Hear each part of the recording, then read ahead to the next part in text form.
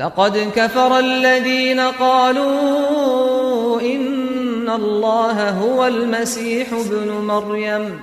وقال المسيح يا بني إسرائيل اعبدوا الله ربي وربكم إنه من يشرك بالله فقد حرم الله عليه الجنة ومأواه النار وما للظالمين من أنصار.